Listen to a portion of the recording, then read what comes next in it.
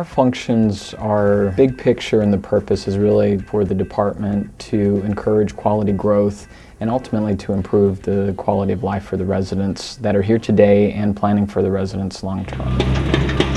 As a city, we're a very large family, and when you have people living together in close proximity, it's important to have rules and expectations for each other.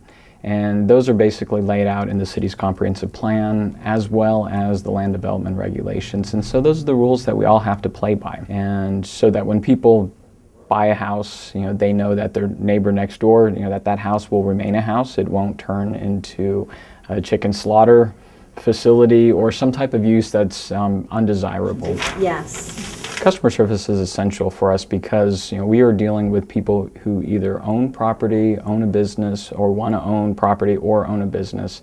And so they have a desire, they have a dream, they have some expectations of us.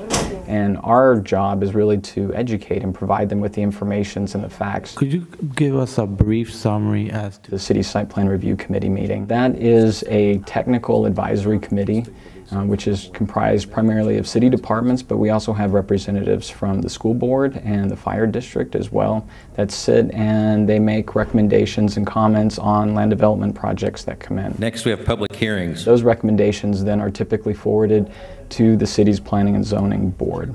And that board is a citizen advisory board, and their purpose is to ultimately, really look out and provide that citizen input into how land development is going to occur in the city. I think the first thing, and this was brought up at the workshop. Many items are public hearings, so they'll allow the public to speak and voice their concerns, and then they'll have dialogue, and then ultimately they'll make a recommendation.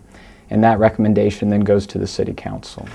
Some of the other items that this department does, which are not always as visible or noticeable immediately, is what we call long-range planning. One of the trends that the city's had is that the city has grown in population and is expected to actually continue to grow in population. And to ensure that we have adequate infrastructure, roads, water and sewer, open space, schools, so those are some of the key things that the city has to consider. This really ends up being a nice building. From time to time, opportunities come up where the city needs to explore an option, or we need to look at how we could possibly develop, redevelop a site.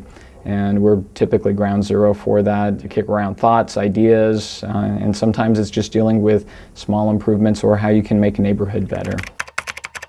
Over the past several years, the department has really tried to put our face on the city's website and to provide our rules and our regulations, our applications, what we're doing on the website so that anyone has 24-hour access to that information. We are really trying to engage the public through our applications and our process and even our long-term planning. And what we would encourage people to do is use the web, but also feel free to call or stop in the department. We are here Monday through Friday, 8 to 5. Appointments are appreciated, but if you're here and you have a question or you just want to find out information, by all means, you're welcome to stop in and we'll assist you.